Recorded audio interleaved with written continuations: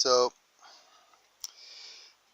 my coronavirus thought for today is, I think it's really odd that we haven't really heard anything from Vladimir Putin or Russia. And if you look at the numbers of infection, I think it's really odd that there's only a couple of hundred of infected in Russia, while the rest of the world has thousands and thousands and thousands. And at the same time, there was this report that Vladimir Putin and the Russians were actually disseminating disinformation about the coronavirus, so that it would create panic and fear. Now, I think that would be a classic Vladimir Putin move, to actually get the United States and China to get angry at each other and instigate a war.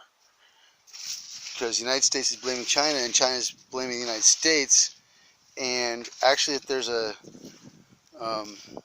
there happens to be some kind of real economic fallout and the United States defaults on its debt and China blames it for coronavirus and says Donald Trump and your government is not really effective and there's no competent authority, then that would give China and the United Nations the pretext to invade the United States and take over.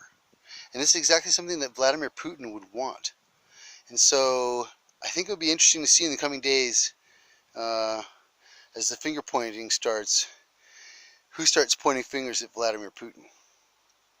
Because remember, right now also there's this huge war between Putin and Prince Mohammed bin Salman for the price of oil. And this is all related. It's just a matter of, it's like a whodunit, you know, and a duck and cover at the same time, because if you're not involved, just duck and cover and get out of the way of the virus. But if you were involved, it's going to be very interesting to see who gets dragged out into the public. See you in the coming months.